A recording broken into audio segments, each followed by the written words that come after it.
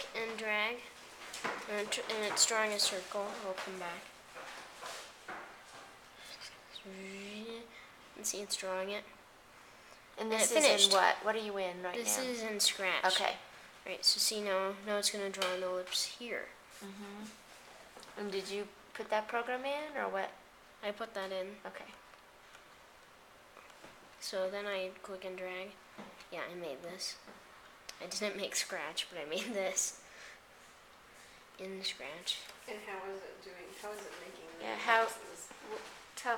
Walk me through the whole using the sine waves and the cosine waves. So see, here, it's getting the position that it needs to be the center of the circle or ellipse at, and then it gets the width and height that it needs, and then whoops, and then it starts drawing it.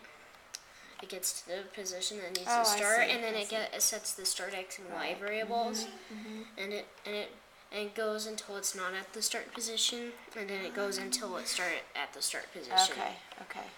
So you're pretty much putting all these little graphs together to draw pictures in a way. Okay.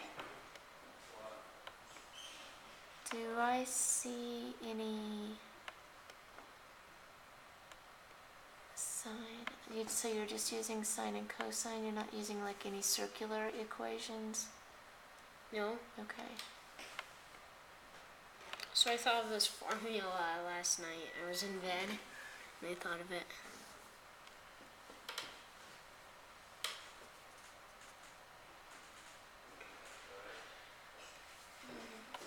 So can you walk me through one of the times where you were saying, oh, I could use two sine waves, or I could use a cosine wave? Can you show that, or? Well, so basically, at first they thought that I would do sine of direction, and then so the x and y would both be sine, but then that made it go like this. So then I just switched the sine for a cosine, and it worked. So what do you know right now about sine and cosine? Oh, not very much. Well, you know something. What do you? I know how to use them. So okay, and what they kind of look like, maybe. Well, how would you describe them? So basically, sine and cosine use triangles in a way to get the number. I can't remember exactly how.